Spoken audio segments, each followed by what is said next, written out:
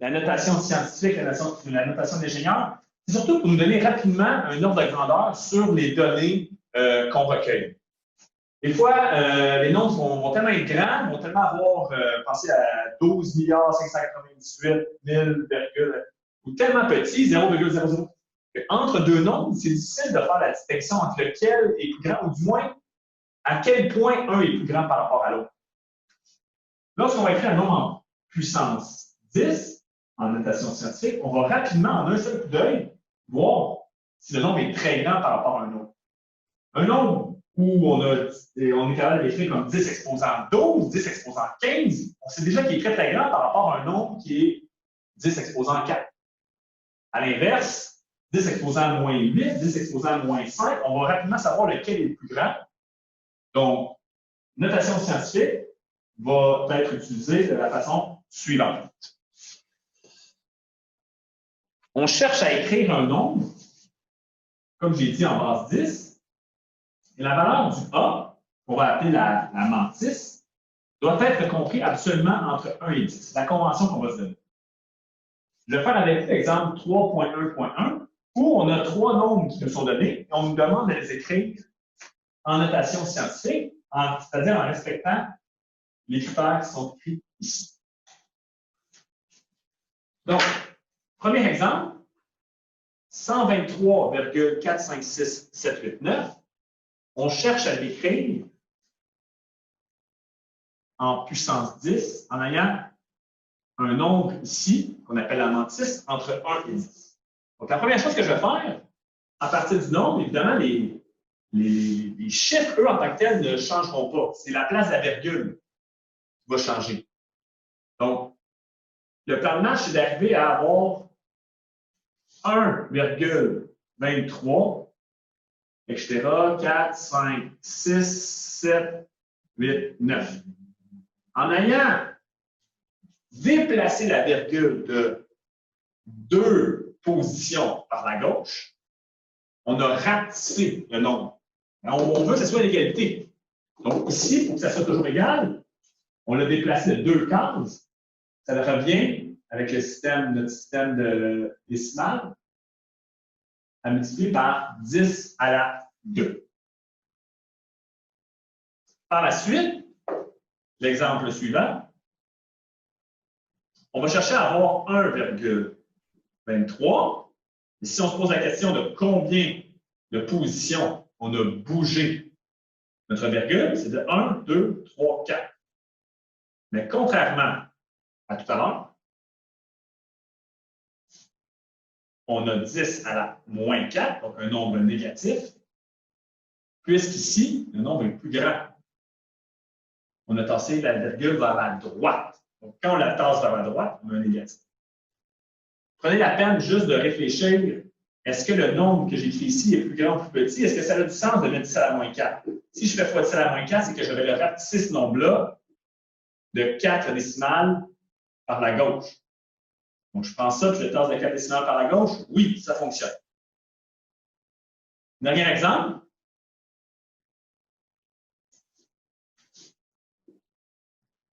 Ce nombre-là nous donne la représentation sous forme de notation scientifique. Sur votre calculatrice, petit fait important, intéressant, si vous avez une chart où la plupart des calculatrices vont utiliser la touche EXP, je vais tout de suite nous mettre en base 10. Faites le test, si vous écrivez 3,2 fois 10 à la moins 3, au lieu de pitonner fois 10 exposant moins 3, vous pouvez tout de suite écrire 3,2 EXP moins 3 et ça va tout de suite vous donner la représentation en base 10. Nous allons maintenant parler de la conversion qui existe entre les différentes unités de mesure du système international. La raison pour laquelle on place cette section ici, suite aux notations scientifiques et notations d'ingénieurs, c'est parce que dans le système international, les différentes unités utilisées fonctionnent en base 10. Donc, vous connaissez déjà la distinction entre centimètres, millimètres, kilomètres. Bien, il existe la même façon de faire pour les autres unités. Je vous l'ai marqué, mais milligrammes, kilogrammes, centigrammes. Donc, peu importe l'unité de mesure, dans le système international, les préfixes vont être reliés à différentes puissances de 10.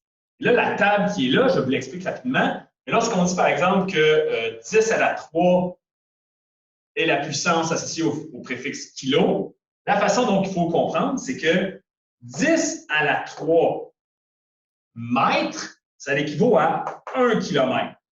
Donc, ici, c'est 10 à la 3 mètres, l'unité de mesure des longueurs, équivaut à 1 km. Alors que, par exemple, je pourrais dire que 10 à la moins 2 mètres équivaut à 1 cm.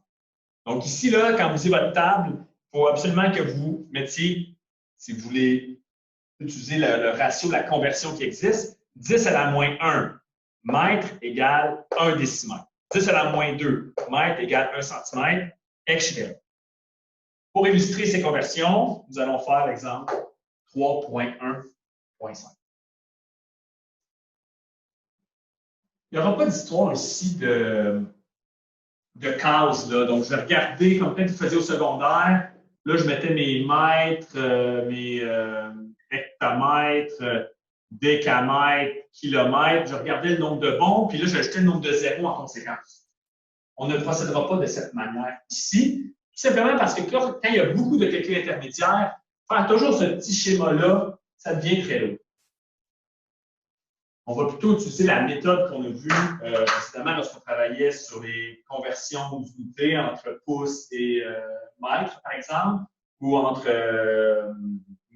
verges et kilomètres, etc. On va essayer de faire le travail en une seule.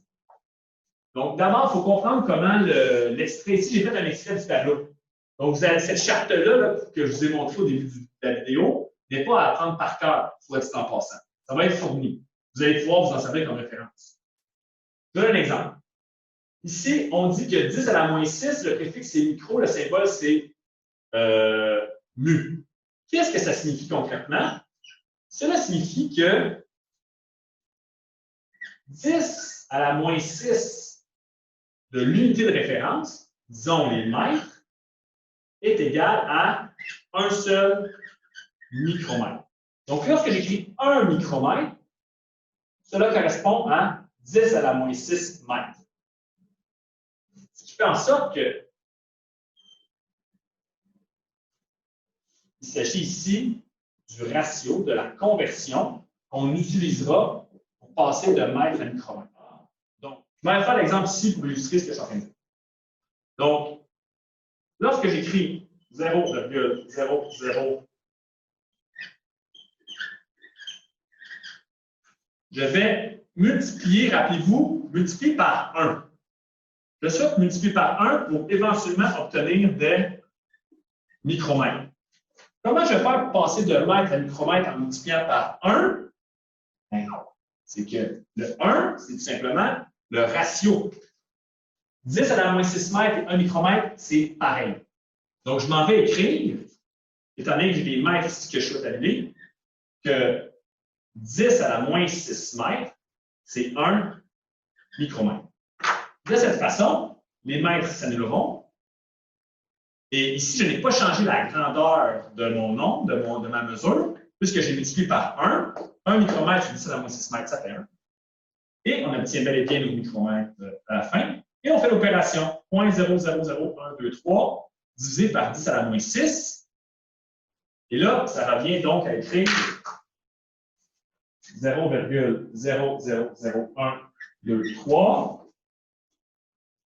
fois 10 à la 6. Un 10 à la moins 6 du dénominateur, on le ramène au numérateur. On change le signe de la puissance. Et si on veut vraiment l'écrire au long, laissez-moi regarder, il va y avoir beaucoup de zéros. Donc, je bouge de 6. 1, 2, 3, 4, 5. Ça va donner 123 micromètres. Donc, rappelez-vous de ça, j'ai multiplié par 1 ici, en allant chercher la correspondance qu'il y a entre micromètre et mètre dans ma table des préfixes, qui est fournie en haut de l'exemple. On y va au A. Donc, convertir kilomètre en mètre, je suis d'accord avec vous, ce n'est pas la chose la plus complexe, mais on essaie de développer une méthode qui va être systématique, qui va toujours fonctionner. Donc, je vais écrire ce que je sais, donc c'est 12,3, 4, 5, 6, 7, 8 mètres fois 1 va me donner éventuellement des kilomètres. Nous ne mettrons pas 1 fois 1, on va plutôt trouver la conversion qui existe entre mètres et kilomètres en prenant soin de mettre les mètres au dénominateur puisqu'on veut les annuler ici. Combien y a-t-il de mètres dans un kilomètre? Oui, il y en a 1000 mètres dans un kilomètre. La façon, si vous lisez la table, vous allez vous rendre compte que 10 à la 3 mètres, c'est équivalent à 1 kilomètre. Si vous lisez la table, 10 à la 3 mètres, c'est 1 kilomètre. C'est comme ça que la table, il faut s'habituer à la table. Ce qui fait en sorte qu'ici, nous allons devoir écrire la chose suivante. Donc, pardon. 4, 5, 6. Donc, on ramène le 3 en haut, c'est la moins 3. On va bouger la virgule à la gauche. Donc, ça va nous donner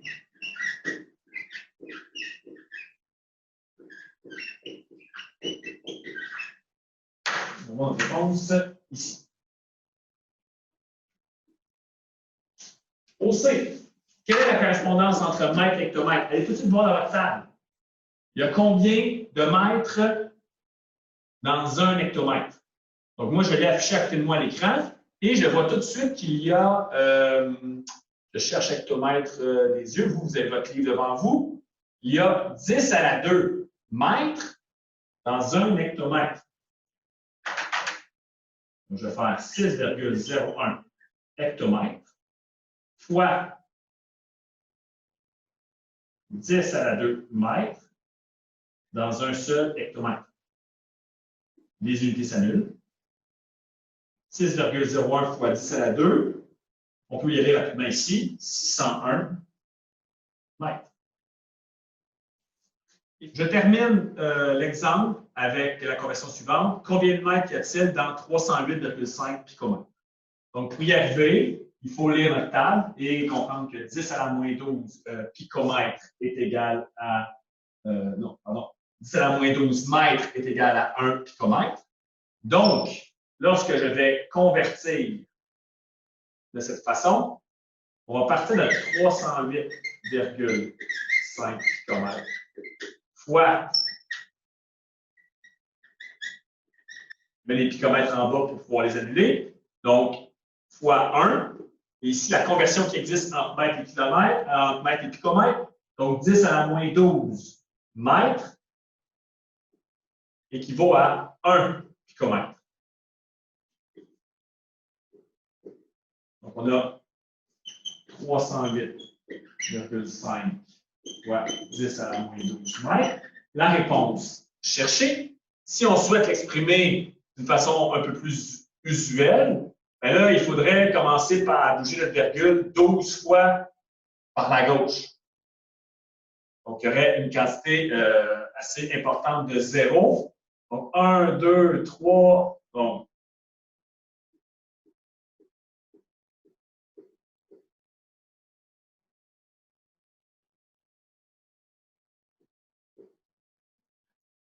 Donc, on est parti ici, au départ, 12 fois. Donc, 1, 2, 3, 4, 5, 6, 7, 8, 9, 10, 11, 12. Donc, beaucoup plus simple de l'écrire sous forme ici de notation d'ingénieur. On aurait pu aussi, sous forme de notation scientifique, écrire la chose suivante.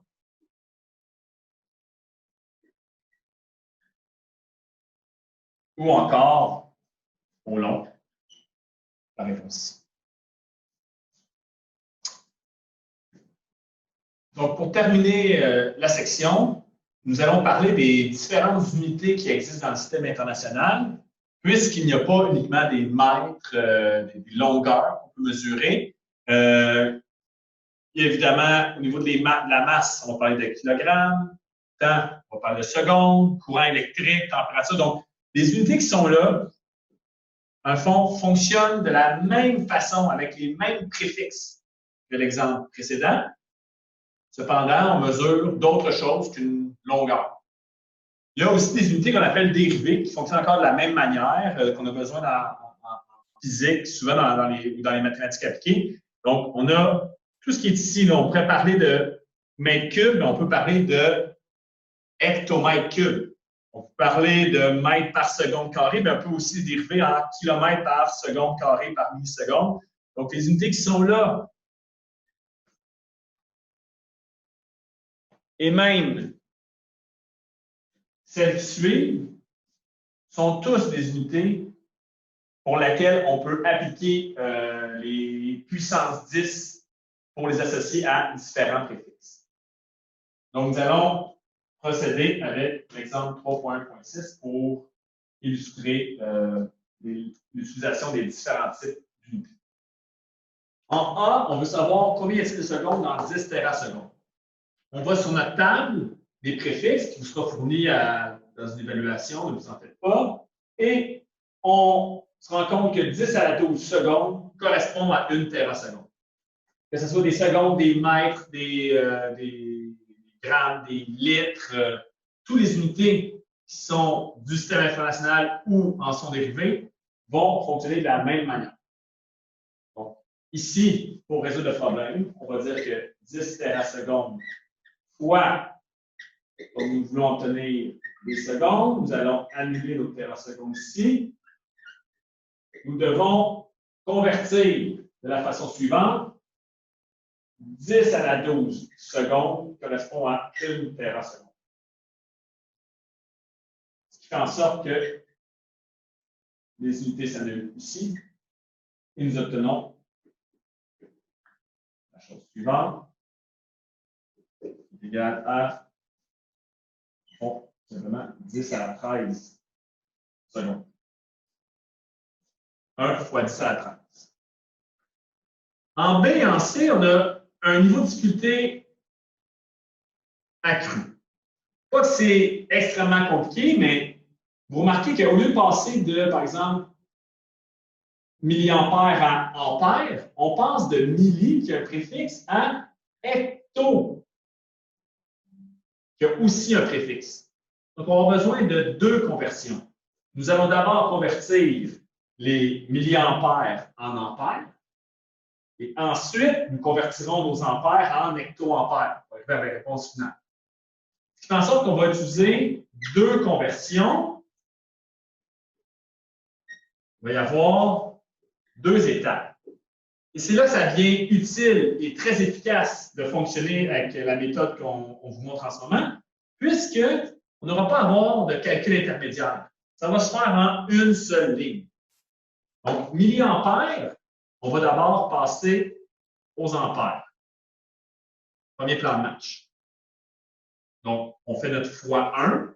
Le 1 qui est là est donné par la conversion 10 à la moins 3 ampères donne 1 milliampère. Donc, maintenant, on s'est rendu en ampères. Je ne calcule pas tout de suite. On va passer nos ampères en hectoampères. De la façon suivante, 10 à la 2 ampères, c'est 1 hectoampère. Au bout de la ligne, l'unité qui nous reste sera bel et bien des hectoampères. Et on va faire 5 fois 10 à la moins 3 divisé par 10 à la 2. Mentalement, on pourrait tout de suite monter notre 10 à la 2 en haut, mais comme c'est la première fois que je vais prendre mon temps, ça ferait ça ici, là.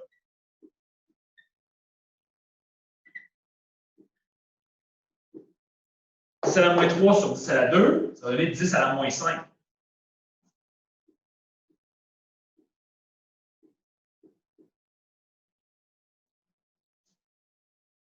Donc, 5 fois 10 à la moins 5. On pourrait l'écrire comme 0,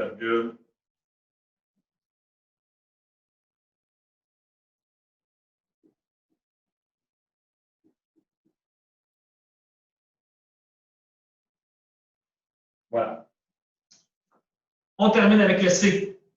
Au C, encore une fois, il doit y avoir deux conversions. Nous allons passer de kilogrammes à grammes et ensuite de grammes à microgrammes. Donc, comme 1 kg, c'est 10 à la 3 grammes,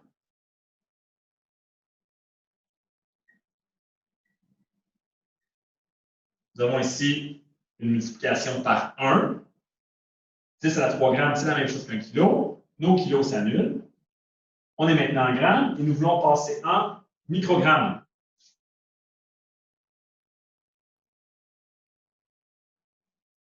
Et 10 à la moins 6 grammes est égal à 1 microgramme. Qui fait en sorte qu'on a